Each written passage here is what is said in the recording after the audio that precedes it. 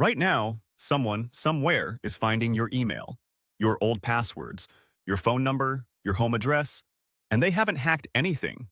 No malware, no viruses, no illegal exploits, just public information hiding in plain sight. This is called OSINT, Open Source Intelligence.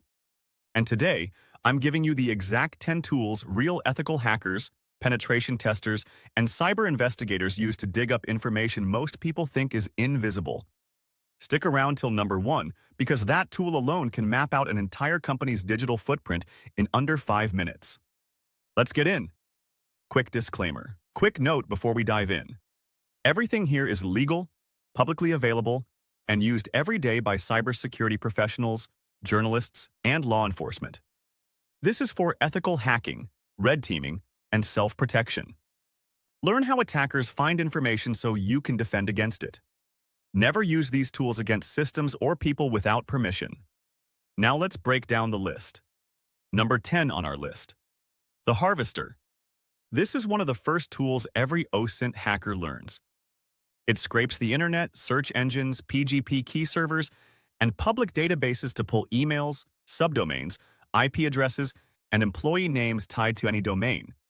Type one command, and within seconds you'll have a list of every email format a company uses.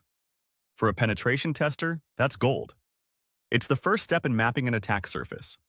For you, it's proof of just how much of your organization is already exposed online. Number 9. Sherlock. Named after the world's most famous detective, and it lives up to it. Sherlock hunts usernames across hundreds of social media platforms and websites simultaneously. Type in one username and within seconds, you know if that person has an Instagram, a Reddit, a GitHub, a dating profile, all linked by one identity thread. Investigators use this to track digital footprints. Ethical hackers use it during reconnaissance to understand a target's online presence before a social engineering assessment. Number 8. Recon-ng. This is what happens when Metasploit and Google had a baby built specifically for reconnaissance. Recon-ng is a full framework, modular, powerful, and built for serious OSINT operations. It automates data collection from dozens of sources. GeoIOS records, geolocation data, breached credential databases, and social platforms, all inside one command line interface. Security teams use it to build a complete profile of an organization's external exposure before a single exploit is even attempted. Number 7. And this one is a visual game changer. Maltego. Forget spreadsheets and terminal text. Maltego turns raw data into an actual visual map, connecting people, domains, IP addresses, social accounts, and companies into one interactive graph. Imagine typing in a single email address and watching a spiderweb explode across your screen, linking that email to 5 domains, 3 social profiles, and 2 shell companies. That's Maltego. It's used by intelligence agencies, corporate security teams, and investigative journalists worldwide. Number 6. SpiderFoot. This is automation on steroids. SpiderFoot connects to over 200 data sources, and I mean everything. Breach databases, DNS records, dark web mentions, social media, blacklists, and correlates it all automatically. You give it one starting point, a domain, an IP, a username, and it builds a full threat intelligence report while you get coffee. It's a favorite for red teams who need deep reconnaissance without spending hours manually cross-referencing data. Shodan. Number 5. And this one scares people when they realize what it actually does. Shodan. Most search engines index websites.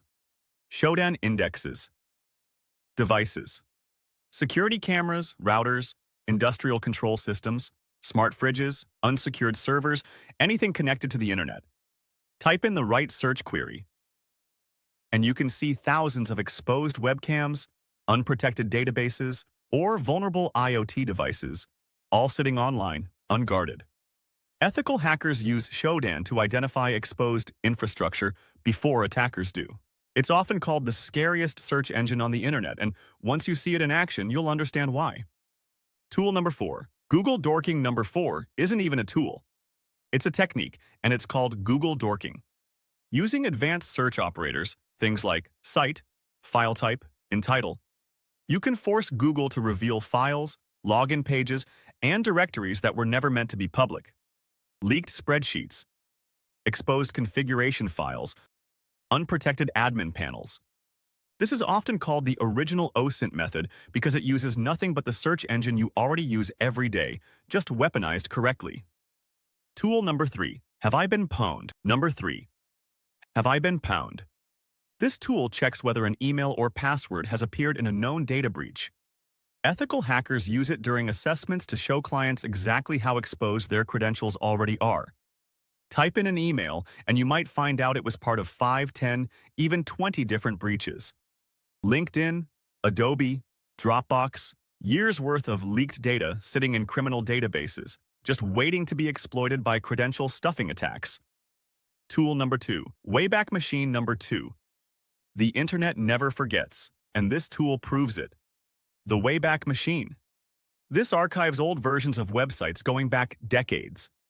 Deleted pages, old employee directories, previous versions of a login page, forgotten subdomains, all still sitting there, frozen in time. Investigators use this to recover information companies thought they erased. If it was ever online, even for a day, there's a chance the Wayback Machine caught it. Tool number 1, OSINT Framework. And number 1, the tool that ties everything on this list together, the OSINT Framework. Now here's the thing. This isn't a single tool you download or install. It's something bigger. It's a master map. Created by security researcher Justin Nordin, the OSINT Framework is a structured, categorized directory that links you to hundreds of OSINT resources, all organized by exactly what you're trying to find. Need a username? There's a branch for that. Need an email address, a phone number, a physical location, metadata hidden inside a photo, or even links buried in the dark web? Every single one of those has its own dedicated category, click by click, narrowing you down from a broad question to the exact tool built for that exact job. Beat screen zooms into the interactive tree. Here's what makes it different from a random list of tools. Every resource inside this framework has been tested, categorized, and organized by real investigators and security professionals. It's not guesswork. It's a living, constantly updated map of the entire OSINT ecosystem, free, browser-based, and open to anyone. Law enforcement uses it during investigations. Penetration testers use it during reconnaissance phases of a security assessment. Journalists use it to verify sources and track down information for stories. Even everyday people use it to check their own digital footprint, to see exactly what a stranger, an employer, or a scammer could dig up about them in minutes. Outro. Today you saw how much information is already out there, hidden in plain sight. The difference between an attacker and an ethical hacker isn't the tools they use. It's the permission, the purpose, and the responsibility behind every action. Master these OSINT tools, sharpen your reconnaissance skills, and remember, the best cyber professionals don't just know how to find information. They know how to protect it. If you enjoyed this video, hit subscribe, leave a like, and tell me in the comments which OSINT tool surprised you the most. And if there's another ethical hacking topic you want covered next, drop it below. I read every suggestion. Until next time, stay curious, stay ethical, stay invisible to attackers, and one step ahead of them.